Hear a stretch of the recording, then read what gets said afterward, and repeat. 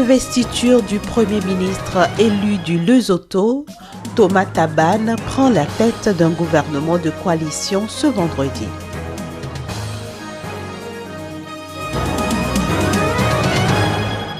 La Tunisie prolonge l'état d'urgence qui est en vigueur sur son territoire depuis fin 2015. Il reste de mise pour les 4 mois à venir.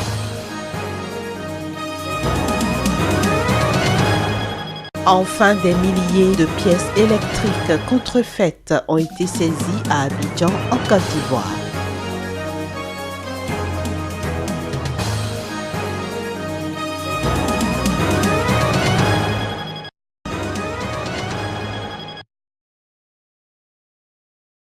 Au Lesotho, l'ex-premier ministre Thomas Thabane, vainqueur des élections générales anticipées du 3 juin dernier, sera investi vendredi prochain à la tête d'un nouveau gouvernement de coalition.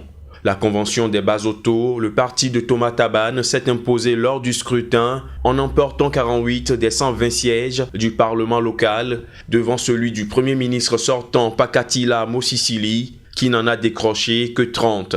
Pour obtenir une majorité absolue, sa formation a annoncé la signature d'un accord de coalition avec l'Alliance démocratique, le Parti national Basotho et le Congrès réformé du Lesotho, une coalition qui détient au total 63 sièges. À 77 ans, Thomas Thabane retrouve la tête du gouvernement 3 ans après en avoir été chassé par un coup d'État manqué de l'armée, très influente dans le pays.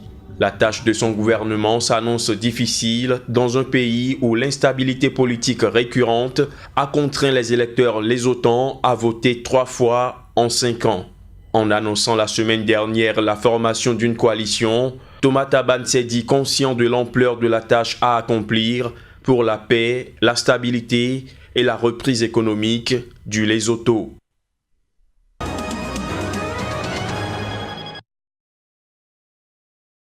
Nous constatons qu'il s'agit d'un prolongement du rapport d'Oléuni que le gouvernement a trouvé biaisé et politiquement orienté. Le gouvernement a réfuté les contre-vérités contenues dans les différents rapports ainsi que les caractères partiels. La commission d'enquête actuelle a été mise en place par le forcing de l'Union européenne, contrairement aux usages du Conseil des droits de l'homme qui privilégie le consensus pour l'adoption des résolutions sur un pays. Nous le répétons, la Commission n'a pas sa raison d'être car elle n'apporte pas de nouveaux éléments par rapport au rapport de l'ONU. Le gouvernement burundais réitère son engagement de contribuer à la promotion et à la défense des droits de l'homme partout dans le monde, mais dans le respect des valeurs des peuples. Il le fera en tant que gouvernement responsable et non pas comme résultat d'un diktat de certaines organisations. Je vous remercie.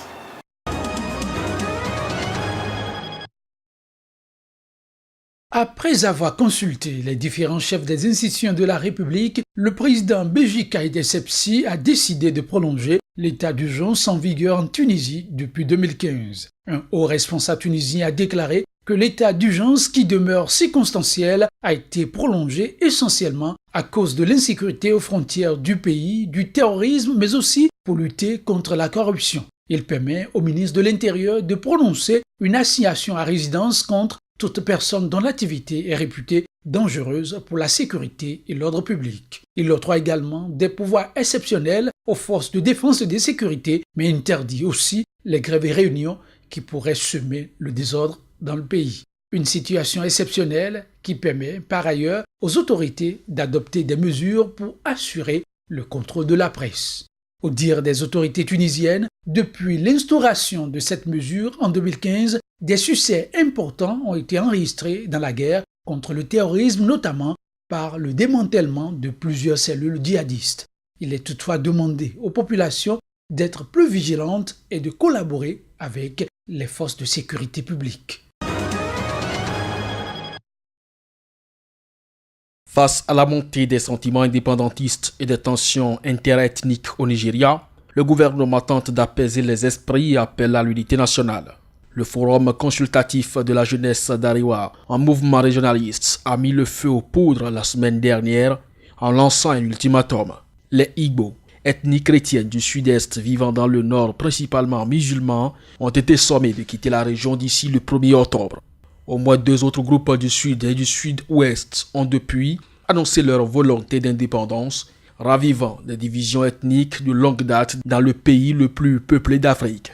Dans le sud-est, dominé par les Igbo, il y a eu des appels croissants pour créer un État indépendant 50 ans après la déclaration d'indépendance du Biafra qui avait déclenché une guerre civile. Le vice-président Yemi Osinbajo, qui assure l'intérim de Muhammadu Buhari, a prévenu que le gouvernement ne peut pas contrôler la violence une fois qu'elle sera lancée. Les tensions intercommunautaires n'ont rien de nouveau, non plus dans un pays qui compte plus de 250 groupes ethniques divisés quasi symétriquement entre un nord musulman et un sud chrétien. Les cycles d'attaques et de représailles entre éleveurs nomades et agriculteurs ont également fait des milliers de morts dans l'état de Kaduna et dans le centre du Nigeria depuis des décennies.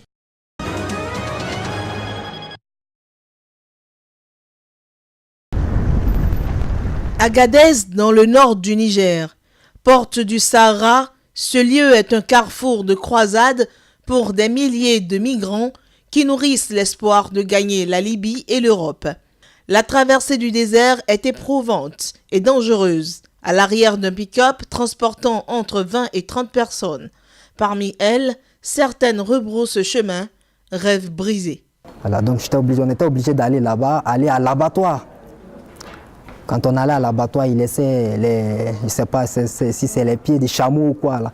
Voilà, il laissait ça là-bas avec tout ce qui se trouve, comme on appelle à l'intérieur, ouais, tout le reste, il laissait ça là-bas. Bon, c'est ce qu'on partait prendre finalement. Et c'est ce qu'on préparait pour se nourrir. C'était bon, ça? Ouais, c'était pas bon, mais celui qui se nourrit à la poubelle, ouais. C'était pas du tout bon, mais il fallait le faire quand même pour pouvoir survivre.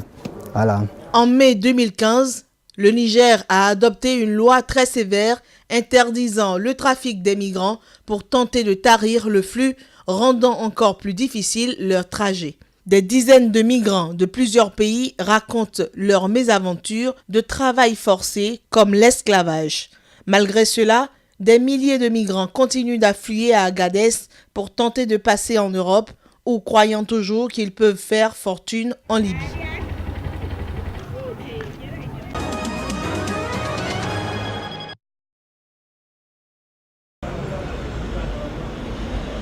Opération coordonnée mercredi dans plusieurs points de la capitale économique ivoirienne Abidjan. Le coup de filet a permis de mettre la main sur des milliers de pièces électriques comme interrupteurs, disjoncteurs et autres objets. Les gendarmes sont notamment intervenus à Trècheville et à Adjamé, grand quartier populaire où se trouve un des plus grands marchés de la ville. Nous avons été désignés en tant que gardiens par le tribunal du commerce d'Abidjan. Ce matin, nous sommes fait assister par la gendarmerie d'Agban en vue d'opération menant à saisir des objets de contrefaçon, des objets d'électricité appelés DPN et disjoncteurs. Les contrefaçons touchent un peu tout le monde. C'est vrai, aujourd'hui, c'est en matière d'électricité, vu que c'est un matériel qui est très sensible. Parce que quand tu utilises ce matériel chez toi à la maison, qu'il y a un court-circuit, au lieu de couper le courant, il prend feu directement, même le matériel même prend feu. Il ne faut pas s'arrêter seulement qu'à là, il fallait même au niveau des produits pharmaceutiques aussi sensibiliser la population. Parce que c'est une population ivoirienne qui se meurt. Au lieu de vivre mieux paisiblement en paix, cette population est en train de se détruire compte tenu de certaines personnes qui veulent se faire la poche en faisant des contrefaçons. Déjà en mai, les autorités ivoiriennes avaient saisi 40 tonnes de faux médicaments à Adjamé lors d'une opération qui avait suscité près de 700 membres des forces de l'ordre.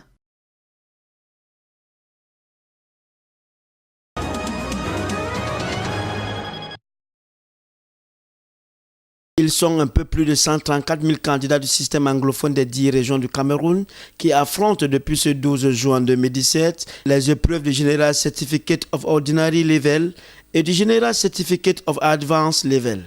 Si la récente crise dans les régions du nord-ouest et du sud-ouest avait laissé jusqu'à la veille de ces examens planer le doute sur leur tenue dans les 2 régions du Cameroun, les candidats ont composé pour la plupart dans d'autres régions du pays. Il y a quelques candidats, peut-être 10, le numéro 10. Il y a 2 du nord-ouest, je crois 8 du sud-ouest. Identifiables par leur tenue, ceux sont bel et bien étaient admis dans les centres d'examen ce lundi 12 juin. On n'a pas eu les cours, on a passé 5 mois à la maison sans aller à l'école. Et après, on nous a demandé de venir écrire. Bon, avec ce qu'on nous a enseigné au premier trimestre, on a essayé de voir ce qu'on pouvait faire avec les examens d'aujourd'hui. Mais si c'était pour la journée d'aujourd'hui, c'était quand même bien, on s'est battu. Une tâche difficile et des dépenses en plus pour les parents des candidats ayant changé le lieu d'examen de leur progéniture. On va faire comment? À partir du moment où de l'autre côté là, ça n'a pas donné, il a fallu faire le transfert pour ramener l'enfant ici pour que l'enfant compose. On n'a pas de choix. Inscrire l'enfant 2 fois, c'est pas facile. En filigrane, jusqu'ici, aucune irrégularité n'a été signalée dans ce centre de Newbel de la ville de Douala où les candidats ont abordé les premières épreuves avec sérénité. Bien, ça s'est quand même bien passé. Certes, j'ai eu peut-être un peu de difficultés, mais au final, j'ai bien aimé.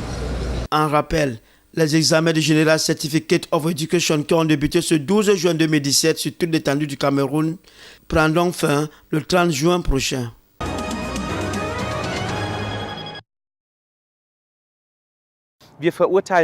Aujourd'hui, nous condamnons l'extrémisme, la violence et le terrorisme et nous nous battons pour le pluralisme, la démocratie, les droits de l'homme et l'égalité des chances pour les hommes comme pour les femmes. Nous soulignerons tout cela aujourd'hui. Nous appelons à la solidarité, nous appelons à la cohésion sociale afin que nous puissions continuer à vivre en paix. Nous ne nous identifions pas à ces meurtriers. Ceci dit, puisque les gens pensent que nous avons quelque chose à voir avec eux, nous devons prendre une position claire.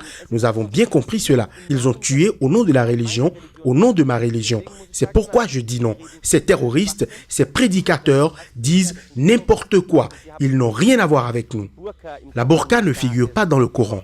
Le voile, oui, mais pas la burqa. Je suis toutefois pour la liberté. Si quelqu'un souhaite le faire, en tant que personne et en tant qu'imam, je réponds que c'est sa liberté.